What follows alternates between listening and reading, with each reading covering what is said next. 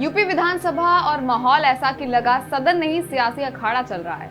एक तरफ बेरोजगारी और आरक्षण पर तीखे सवाल, तो दूसरी तरफ सरकार के आंकड़े, और बीच में हंगामा इतना बड़ा कि विधानसभा अध्यक्ष को कुछ देर के लिए अपनी कुर्सी छोड़नी पड़ी। माहौल ऐसा बना कि हर चेहरा तना हुआ दिखा। सपा विधायक डॉक्टर रागिनी सोनकर खड़ी हुई और सीधे सरकार को कटघरे में खड़ा कर दिया। उन्होंने सीधे बेरोजगारी का मुद्दा उठाया। आवाज में तल्खी थी और शब्दों में गुस्सा। उन्होंने कहा, प्रदेश का युवा परेशान है, बेचैन है, भविष्य को लेकर अनिश्चित है।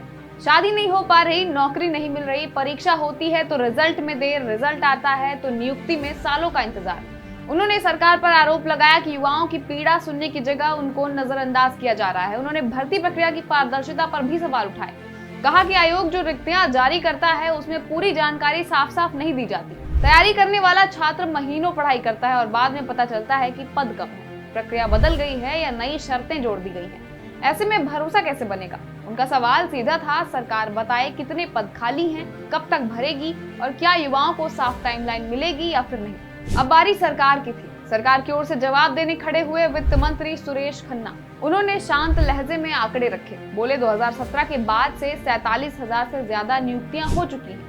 हर भर्ती में आरक्षण के नियमों का पालन हुआ है। यूपीपीएससी और एसएससी की भर्तियों का पूरा कैलेंडर जारी होता है और 2026 का भी जारी हो चुका है। यानी सीधे शब्दों में ये कहा गया कि काम भी हो रहा है, सिस्टम भी चल रहा है और प्रक्रिया भी तय है। लेकिन विपक्ष इस जवाब से संतुष्ट नहीं दिखा और यहीं से बहस ने तीखा मोड़ ले लिया। आवाजें ऊंची होने लगी और आरोप प्रत्यारोप शुरू हो गए।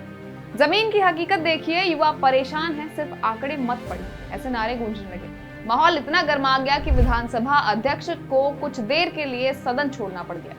ये कोई सामान्य दृश्य नहीं होता। जब अध्यक्ष अपनी कुर्सी छोड़ते हैं तो समझ लीजिए कि शब्दों की लड़ाई शोर में बदल चुकी है। इसी बीच बाहर भी बयानबाजी जारी रही। डिप्टी सीएम केशव प्रसाद मौर्य ने कांग्रेस के मनरेगा बचाओ अभियान को निशाने पर लिया। उन्होंने ये बात रखी कि मनरेगा से ग्रामीण जीवन में स्थायी बदलाव नहीं आया, बल्कि सरकार की योजनाओं से असली विकास हो रहा है।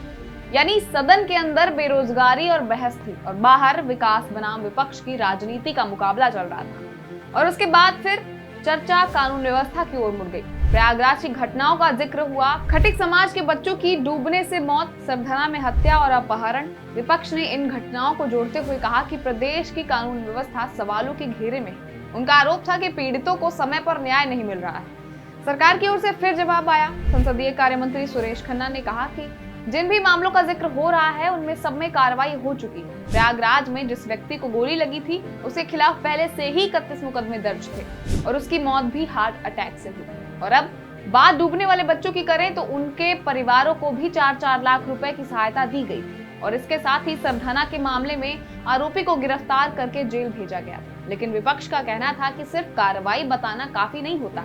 सवाल ये है कि ऐसी घटनाएं हो क्यों रही हैं और क्या सरकार संवेदनशील है? और फिर वही हुआ जो अक्सर ऐसे हालात में होता है, नारेबाजी, शोर और अंत में बहिर्गमन। सपा विधायकों ने विरोध दर्ज करते हुए सदन छोड़ दिया। विधान परिषद में भी कुछ ऐसा ही दृश्य देखने को मिला। एक और बड़ा मुद्दा था शंकराचार्य स्वामी अविमुक्तेश्वरानंद का।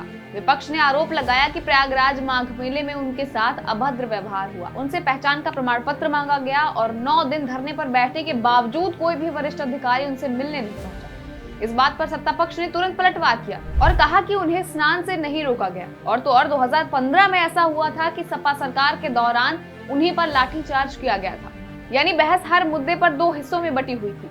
हर आरोप के सामने एक जवाब, हर जवाब के सामने एक नया सवाल। बेरोजगारी का मुद्दा यूपी की राजनीति में हमेशा से ही संवेदनशील रहा है, आरक्षण उससे भी ज्यादा।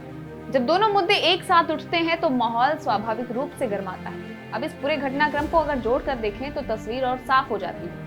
बेरोजगारी का मुद्दा सिर्फ नौकरी का नहीं, राजनीतिक संवेदनशीलता का है। आरक्षण का मुद्दा सिर्फ प्रतिशत का नहीं, सामाजिक संतुलन का है। कानून व्यवस्था भी सिर्फ अपराध का नहीं, भरोसे का मामला है। और वैसे ही शंकराचार्य विवाद सिर्फ एक घटना नहीं, धार्मिक सम्मान की राजनीति से जुड़ा हुआ सवाल है। सदन में ये सारे मुद्दे एक दूसरे से जुड़े हुए दिखे। बेरोजगारी से शुरू हुई बहस आरक्षण पर गई, वहां से कानून व्यवस्था पर मुड़ी और फिर धार्मिक सम्मान तक पहुंची। यानी जैसे एक धागा खींचे तो पूरी गांठ खुल जाती है, ठीक वैसा ही माहौल देखने को मिला। सत्ता पक्ष का संदेश साफ था, काम भी हो रहा है, सिस्टम भी चल रहा है, लेकिन विपक्ष बेवजह माहौल गरमा रहा है। विपक्ष का दावा था जमीन पर हालात अलग हैं, सरकार आंकड़ों के पीछे छिप रही। अब सबकी नजर मुख्यमंत्री योगी आदित्यनाथ पर है। माना जा रहा है कि वो राज्यपाल के अभिभाषण पर जवाब देते हुए इन सभी मुद्दों पर विस्तार से बोलेंगे। सवाल यह है कि क्या उनका जवाब विपक्ष को संतुष्ट करेगा या फिर ये टकराव और तेज हो जाएगा। पर इन सब में एक बात तो ये तय है कि यूपी की राजनीति में अभी गर्मी कम नहीं होने वाली, क्योंकि जब तक मुद्दा युवा का हो, नौकरी का हो, आरक्षण का हो और कानून व्यवस्था का हो, तो बहस सिर्फ सदन तक सीमित नहीं रहती। वो गांव तक जाती है, शहर तक जाती है और सीधे वोटर तक भी पहुंचती है। इस पूरे घटनाक्रम ने एक बात साफ कर दी, आने वाले दिनों में सदन और सियासत दोनों में आवाजें और तेज होंगी। अब आप बताइए, क्या ये सियासी संग्राम सच में युवाओं का भविष्य बदल पाएगा या फिर ये भी एक और गर्मा गर्म बहस बनकर रह जाएगा? अपनी राय हमें कमेंट्स में जरूर बताइए और जुड़े रहिए, क्योंकि कहानी अभी खत्म नहीं हुई। मैं हूं खुशी, विदा लेती हूं, तब तक के लिए धन्यवाद।